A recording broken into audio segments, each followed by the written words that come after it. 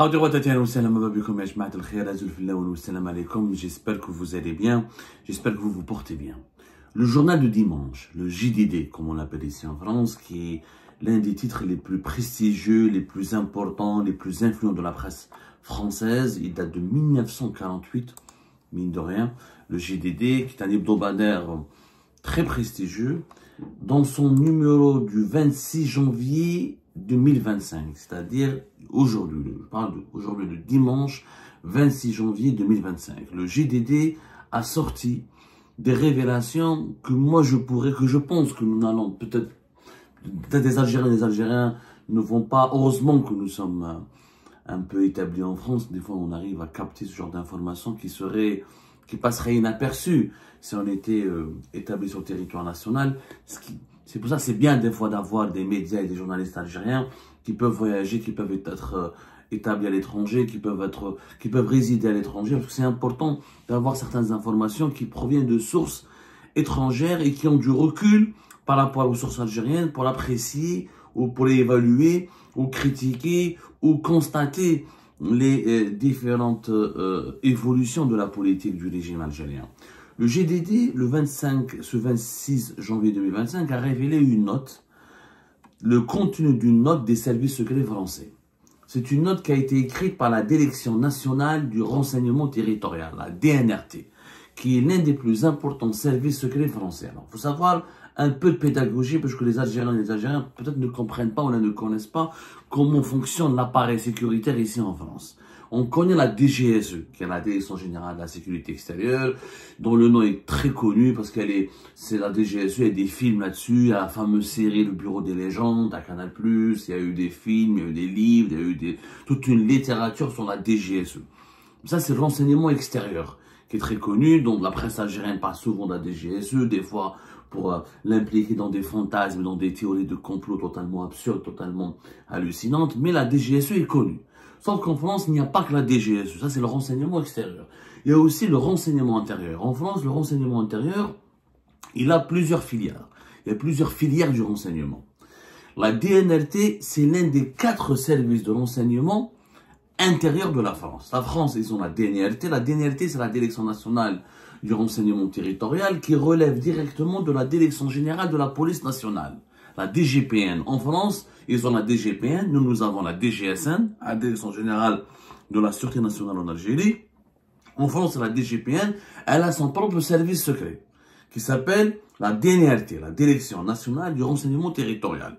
En plus de cela, il y a la DGSI, la Direction générale de la sécurité intérieure, comme nous en Algérie on a la DGSI. En plus, les Français, ils ont la Direction du renseignement de la préfecture de police de Paris, la DRPP, la préfecture de police de Paris. Comme Paris c'est la capitale, comme c'est une ville stratégique, comme c'est l'une des villes, pratiquement la ville la plus visitée du monde, elle reçoit énormément d'étrangers et de touristes. Ils ont créé un service secret spécialement dédié à la préfecture de police de Paris, qui s'appelle la DRPP, la Direction du renseignement de la préfecture de police de Paris. Ensuite, il y a la gendarmerie nationale, parce que tous les services appartiennent au ministère de l'Intérieur. Il faut savoir que la gendarmerie nationale en France, elle relève du ministère de l'Intérieur, pas le ministère des Armées. La DGSE relève du ministère des Armées, qui est l'équivalent du ministère de la Défense nationale. Et tous les 4 services de renseignement qui font partie du renseignement intérieur relèvent du ministère de l'Intérieur. La gendarmerie, comme la police française, elle a son propre service secret qui s'appelle la Direction de l'anticipation opérationnelle. La Direction de l'anticipation opérationnelle, la SDAO.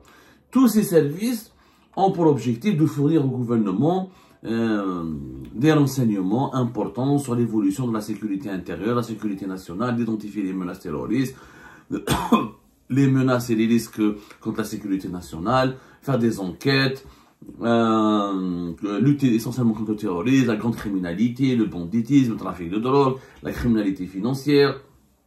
D'ailleurs, la DNRT, elle a pour devise connaître pour agir. Connaître pour agir. Donc la DNRT, le service de renseignement de la police française, a fait un rapport sur les relais du régime algérien en France. Les relais du régime algérien en France. Et cette note, ce rapport, c'est plus une note qu'un rapport, a été consulté par le GDD, le journal de dimanche. Et elle nous révèle une certaine évolution Parce que les services secrets français ont toujours compris, ils savaient toujours que le régime algérien, depuis l'indépendance du pays, essayait donc d'utiliser la communauté algérienne en France comme un levier d'influence sur les dirigeants français. Donc c'est un secret de polichinelle de dire que les services secrets algériens ou que le régime algérien fait de la politique, s'ingère en France, ou s'implique dans la situation politique en France, ou développe des opérations sur le territoire français pour préserver ou assurer ses intérêts. Sauf que sa stratégie, elle a évolué vers l'agressivité, vers une certaine intensité qui est inédite dans l'histoire des relations entre l'Algérie et la France. Qu'est-ce que dit cette note? Longtemps ignorée, la diaspora algérienne en France a désormais droit aux meilleurs égards de ce côté de la Méditerranée. Président fragilisé à la tête d'un pays en difficulté, Tonton Tebboune, ainsi que le surnomme affectueusement ses partisans, voit dans cette communauté de 2 600 000 de personnes, dont 815 000 inscrits sur les listes électorales, un moyen de consolider son pouvoir ainsi qu'un instrument de déstabilisation de l'ancien pays colonisateur.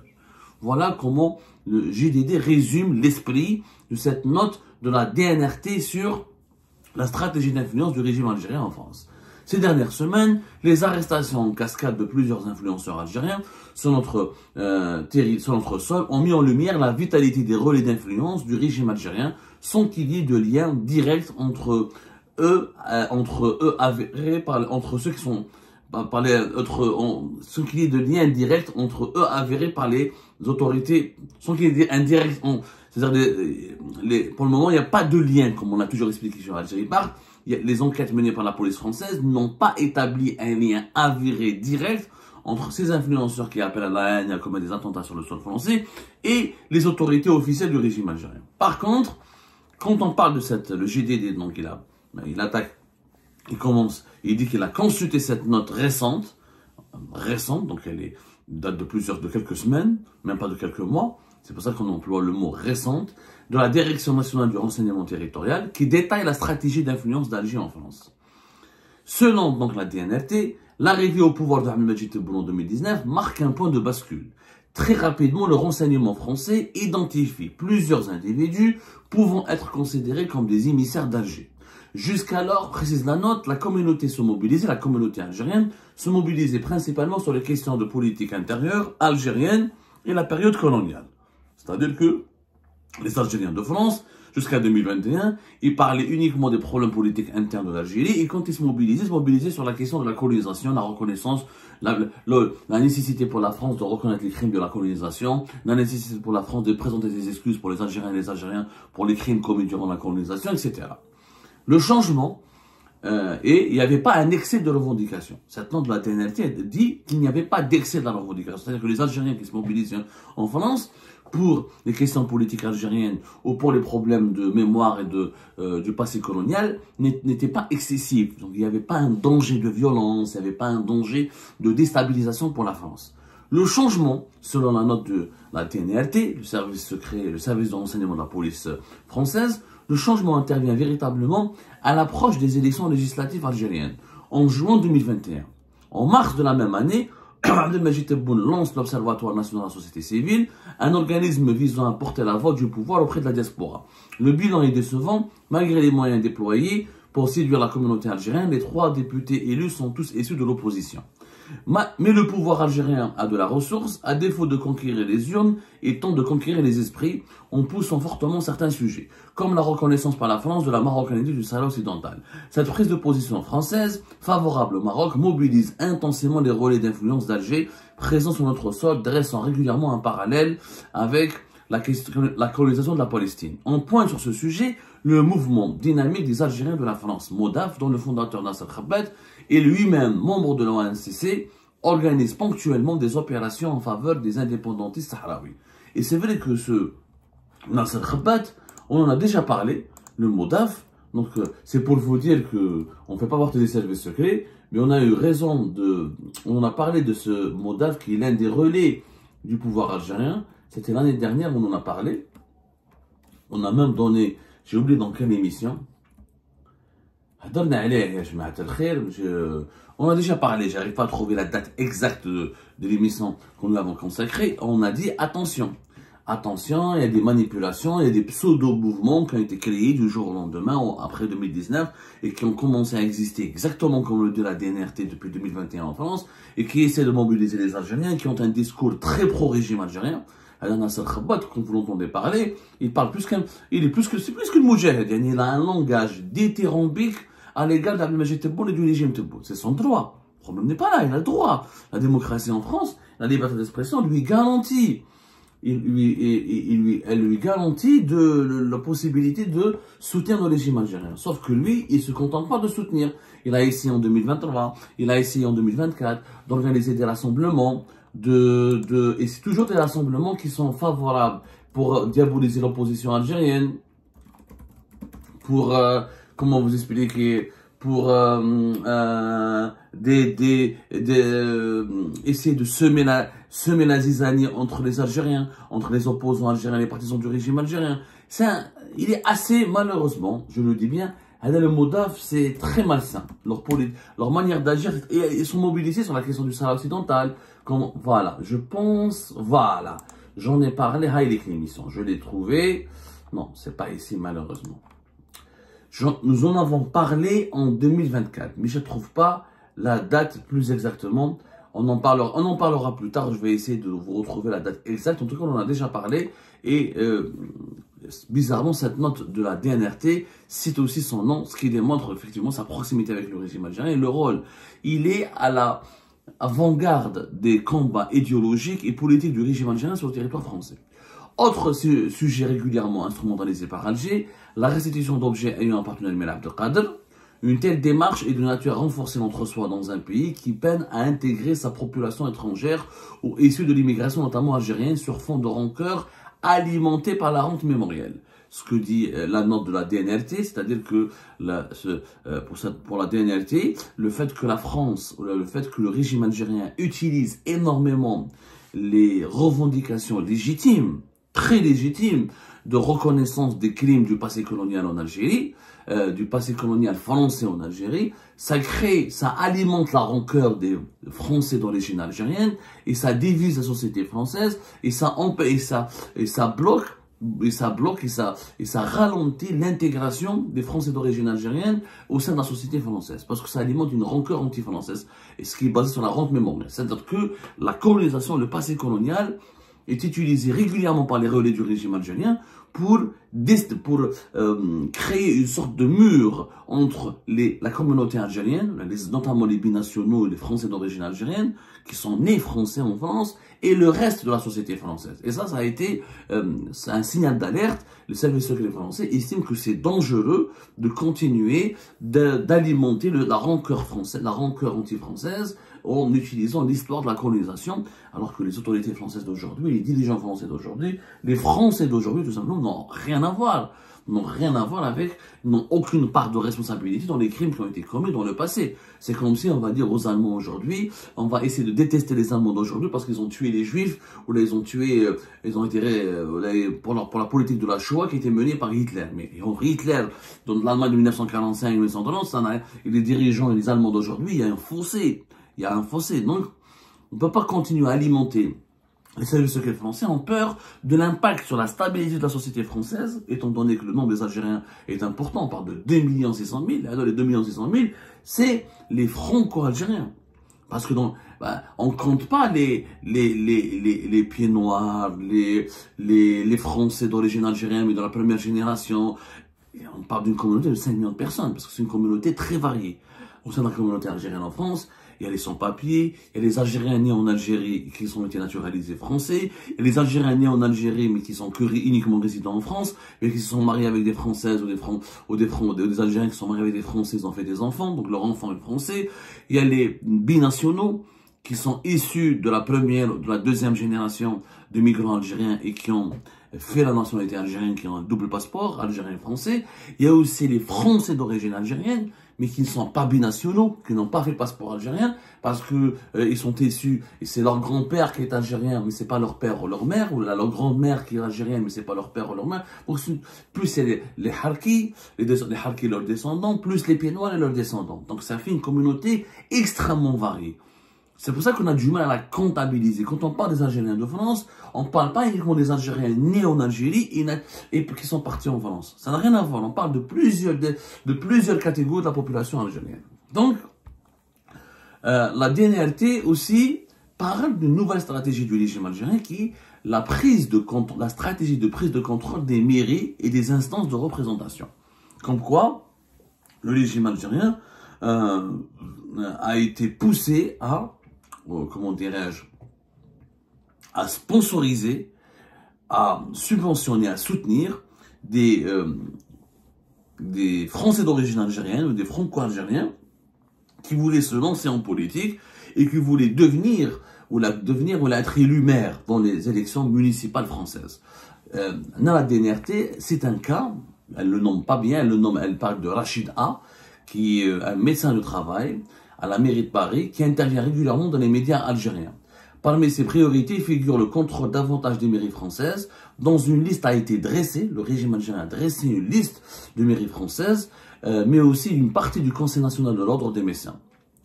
C'est-à-dire que le régime algérien essaie d'utiliser le Conseil national de l'ordre des médecins, pour des raisons que vous pouvez comprendre. Il y a plus de 16 000 médecins algériens établis en France.